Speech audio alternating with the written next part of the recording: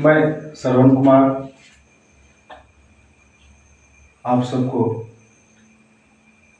मेरा नमस्कार। आज मैं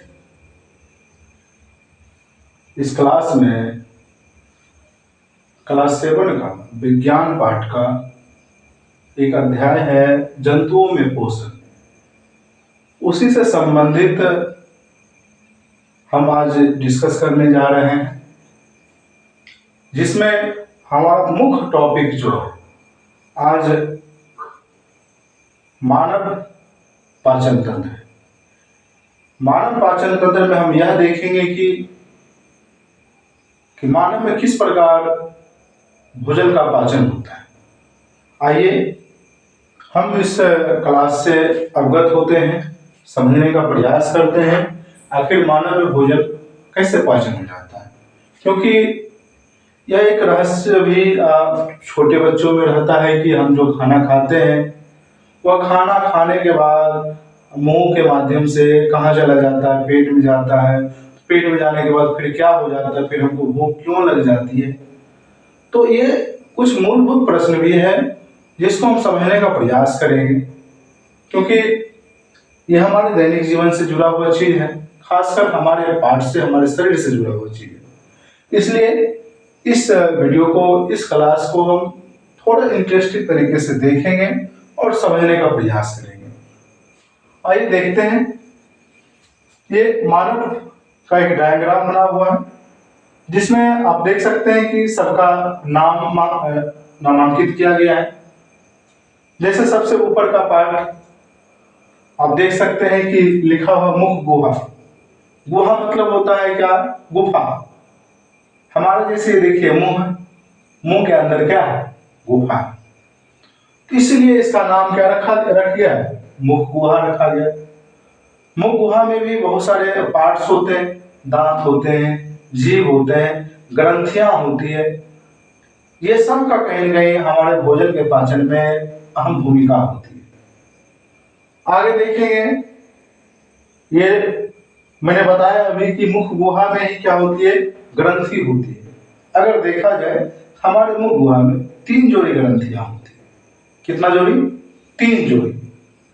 लेकिन हम ये ध्यान देते हैं हमारे कान के पास जो ग्रंथि होती है उसे लार ग्रंथि कहते हैं, ठीक है। बाकी 2 जोड़ा अन्य होता है, एक सबमैंडिबुलर होता है और एक सबलिंगुअल होता है, जो कि आगे की क्लास में आपको बताएंगे। फिलहाल यहाँ देखेंगे, आगे जब देखते हैं जहां पे हमारा जीभ पीछे वाला भाग जुड़ा हुआ रहता है, जिस क्षेत्र में, वह क्षेत्र जो होता है हमारा क्या होता है? ग्रसनी होता है। ग्रसनी में 2 छेद होता है, एक मुख गुहा का होता है, एक नासिका का होता है। मुख गुहा वाला पार्ट निगल द्वार कहलाता है, क्योंकि हम भोजन इसी के माध्यम से क्या करते हैं? निगलते हैं। और नासिका के माध्यम से हम लोग क्या करते हैं? श्वसन करते हैं। और चूंकि वहां पे एक ही ढक्कन होता है, जब हम खाना खाते हैं तो वह ढक्कन जो होता है वह कंठ द्वार को बंद कर देता है। जब हम सांस लेते हैं तो वह ढक्कन निगल द्वार को बंद कर देता है, और उस ढक्कन का नाम होता है एपिग्लोटिस। क्या नाम होता है? एपिग्लोटिस होता है। कभी कभी हम अक्सर देखते हैं खाना वाना खाते हैं तो खाने के दौरान बात भी करते हैं, सांस भी लेते हैं, तो वह खाने का जो दाना होता है कभी कभी नाक के माध्यम से बाहर आ जाता है। इसलिए कहा भी जाता है कि खाने के समय में बात ना करें, अर्थात किसी एक समय में कोई एक ही काम करे तो बेहतर लगता है, काम करने में मन लगता है और उस पर एक कहने मतलब कि अट्रैक्शन भी रहता है। आगे बढ़ेंगे हम लोग। ये देख सकते हैं ग्रासनली है, इसी से होकर भोजन आमाशय में आता है। इसकी लंबाई लगभग अगर देखा जाए तो 21 सेंटीमीटर होता है। कितना सेंटीमीटर होता है? 21 सेंटीमीटर। डायफ्राम, ये बीच का जो पार्ट देख रहे हैं इसको हम लोग डायफ्राम कहते हैं। क्या कहते हैं? डायफ्राम कहते हैं। ये जो पार्ट आप देख रहे हैं यहाँ से हाथ तक का, ये पार्ट आपका क्या होता है? डायफ्राम होता है।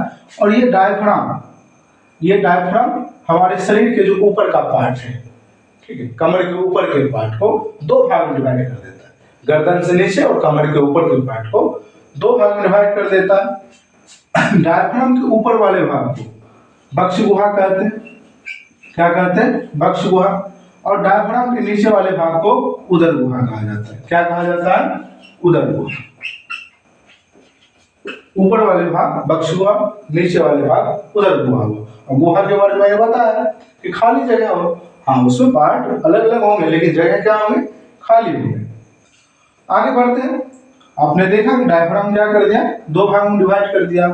ये ग्रास नली जो है ये अंदर से होते हुए कहाँ पहुंचती है? जे आकार की आकृति या फिर यू आकार की आकृति वाले आमाशय में पहुंचती है।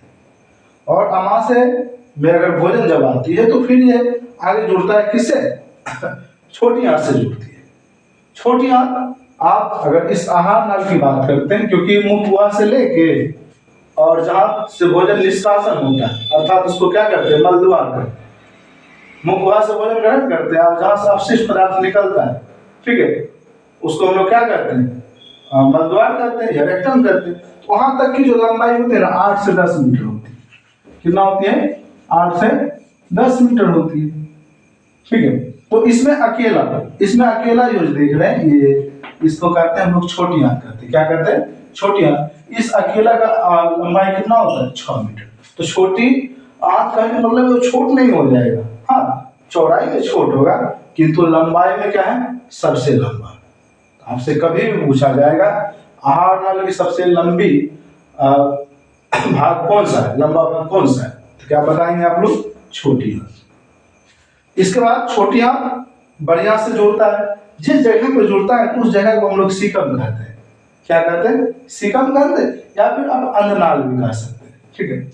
और उसके बाद ये जो भोजन जो होता है बड़ी आंत में पहुंचता है। बड़ी आंत का बहुत सारे पार्ट होता है, जैसे कोलन हो गया, रेक्टम हो गया, और फिर जाके अलग हो जाता है।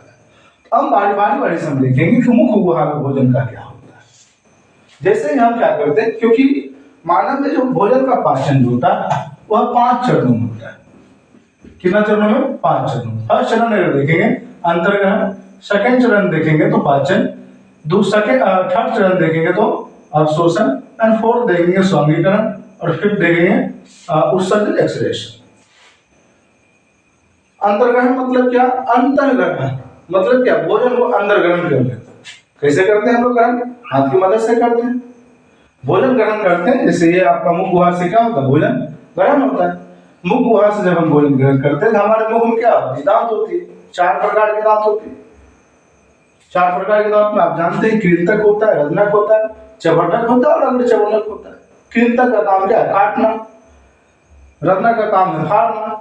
चवर्णक का काम और अग्र चवर्णक का काम दोनों का है चबाना और पीसना। तो दांत अपना काम कर देता है। भोजन के जो ठोस पदार्थ आते हैं, जैसे चावल ही हम खाते हैं, तो उस ठोस पदार्थों को क्या कर देता है? रोटी खाते हैं, वो ठोस पदार्थ को क्या करते हैं? छोटे छोटे टुकड़ों में विभाजित कर देता है।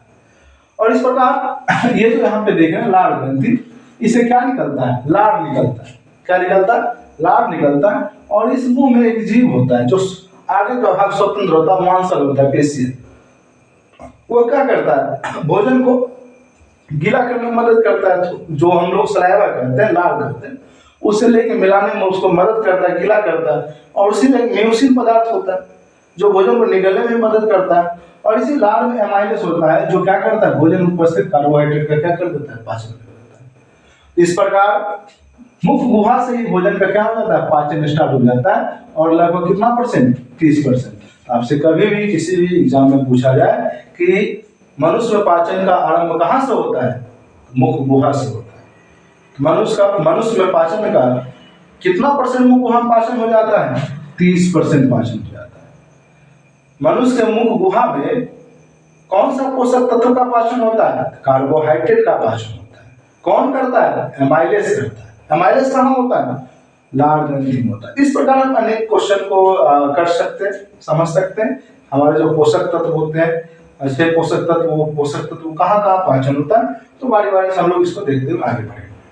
भोजन जैसे ही क्या होता है कि भोजन यहाँ पे गीला हो जाता है, टूटे विभक्त हो जाता है। विभक्त होने के बाद ये आगे बढ़ता है, आगे यहाँ बढ़ता है, तो यहाँ पे निगल द्वार से होते हुए ग्रासनली बनता है।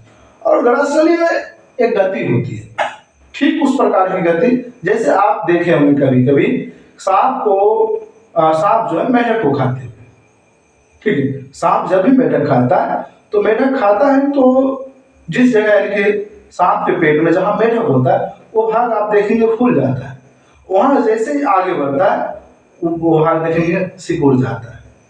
दूसरा एग्जाम्पल लेते हैं, आप खेतों में देखेंगे पानी पटाते हुए पाइप देखेंगे, पानी की जब रफ्तार आती है तो वो क्या करता है, पाइप को जो है, ठीक है, वो पाइप को जहां पानी आती है वहां फैला देती है, फिर वहां से आगे बढ़ती क्या सिकुड़ जाती है। ठीक इसी तरह से हमारे ग्रास नली में भी होती है, भोजन यहाँ पे आया तो ये क्या कर दिया, हल्का सा फैल गया, भोजन यहाँ से आगे बढ़ा, क्या हुआ, सिकुड़ हो गया। तो यहाँ पे गति होती है और इस गति को क्या कहते हैं, कर्मा कुंचन गति कहते हैं। क्या कहते हैं, कर्मा कुंचन गति। आपसे पूछा जाएगा कभी भी कि ग्रास नली में भोजन का नीचे खिसकना किस गति के कारण होता है, कर्मानुकुंचन गति के कारण। और यह कर्मानुकुंचन गति के कारण भोजन कहाँ आगे बढ़ता है, अमाशय बढ़ता है। कहाँ आता है, अमाशय। और यह अमाशय में आने के बाद इस अमाशय वाला पार्ट में 3 घंटा भोजन रहता है। कितना घंटा, 3 घंटा। और इस अमाशय में पाचक ग्रंथि होती है। क्या होती है, पाचक ग्रंथि।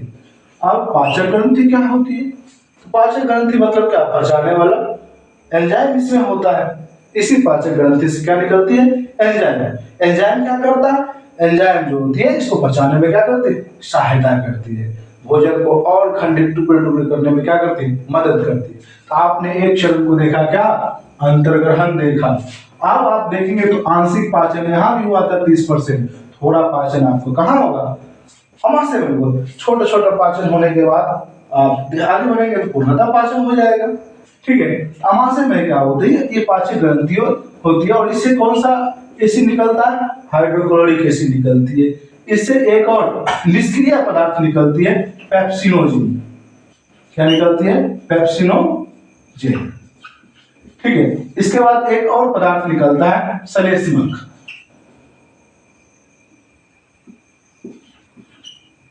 सलेस्मक। इस प्रकार इसमें मुख्य रूप से अगर देखा जाए तो 3 पदार्थ निकलता है। हाइड्रोक्लोरिक अम्ल जैसे ही श्रावण होता है, ठीक है, काफी श्रावण होता है, भूखे रहेंगे 3-4 घंटा से, अगर ज्यादा देर भूखे रहेंगे, ज्यादा दिन होता है तो पेट में अल्सर भी हो सकता है, आंत में छेद वगैरह भी हो जाता है। तो ये भूखा नहीं रहना चाहिए, ठीक है, समय समय पे खाना खाते रहना चाहिए। तो चलिए ऊँची आगे बढ़ेंगे। ये देख रहे हैं कि जैसे ही भोजन क्या होगा, अमाशय में आएगा तो इससे कौन सा एसिड सिक्रेशन होगा, हाइड्रोक्लोरिक अम्ल। और वो हाइड्रोक्लोरिक अम्ल क्या कर देगा, भोजन को अम्लीय कर देगा। भोजन जैसे ही अम्लीय होगा, निष्क्रिय क्या था, पेप्सिनोजेन था, वो सक्रिय पेप्सिन में बदल जाएगा।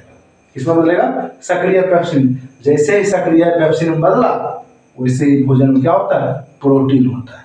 क्योंकि हम लोग जो भोजन खाते हैं उसमें 6 पोषक तत्वों का कंफर्म होता है, चाहे जिस भी स्रोत से, जिस भी माध्यम से, कार्बोहाइड्रेट होता है, प्रोटीन होता है, विटामिन होता है, वसा होता है, जल होता है, मिनरल्स होता है, तो ये सारे होते हैं। तो आपने देखा यहाँ पे कार्बोहाइड्रेट का पाचन हुआ था आंशिक रूप से।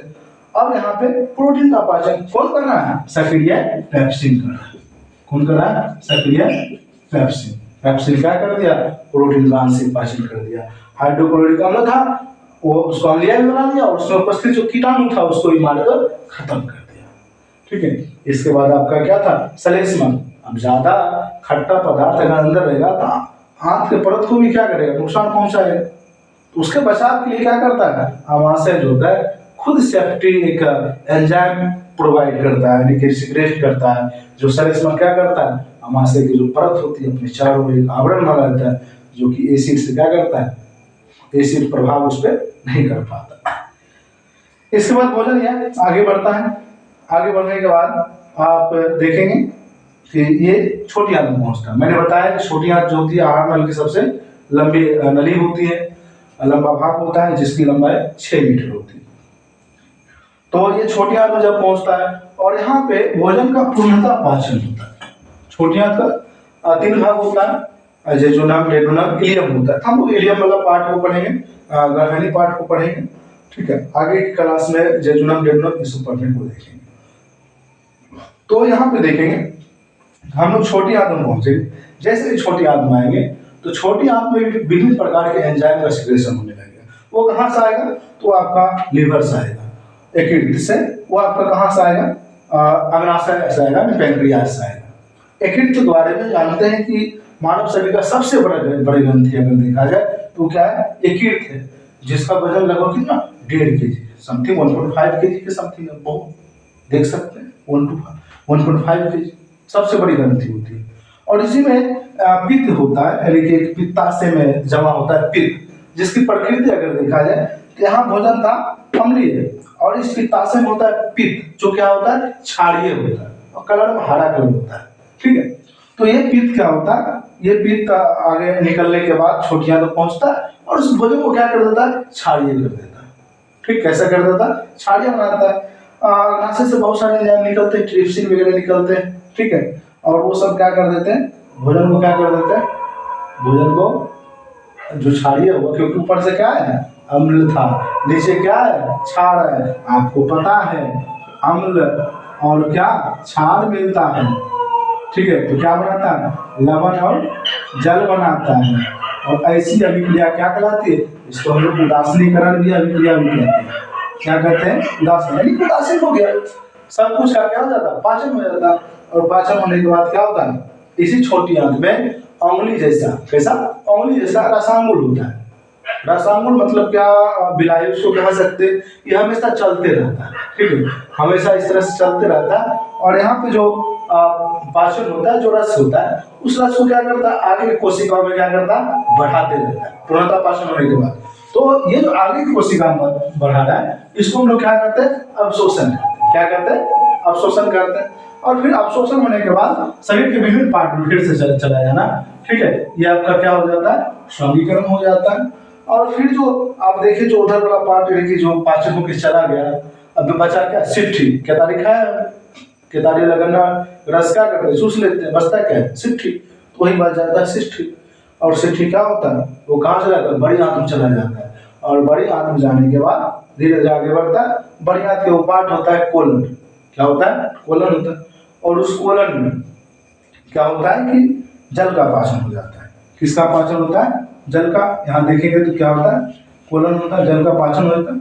और जल का पाचन होने के बाद पूरा अपशिष्ट पदार्थ बचता है, और वो अपशिष्ट पदार्थ आगे जाके बढ़ता है, जो कहाँ जमा हो जाता है? रेक्टम में। कहाँ जमा होता है? रेक्टम में। ठीक है, मलाशय में जमा हो जाता है।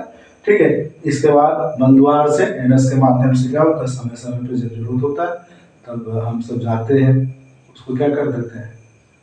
बाहर निकाल देते हैं। ठीक है, तो इस प्रक्रिया को हम लोग क्या कहते हैं? उत्सर्जन कहते हैं। तो इस प्रकार भोजन में क्या होता है? पाचन कंप्लीट हो जाता है। ठीक है, तो बहुत बहुत धन्यवाद, आपने देखा, हमने इसको समझाने का प्रयास किया। खैर, जैसा लगे आप हमें जरूर फीडबैक दीजिएगा। बहुत बहुत धन्यवाद।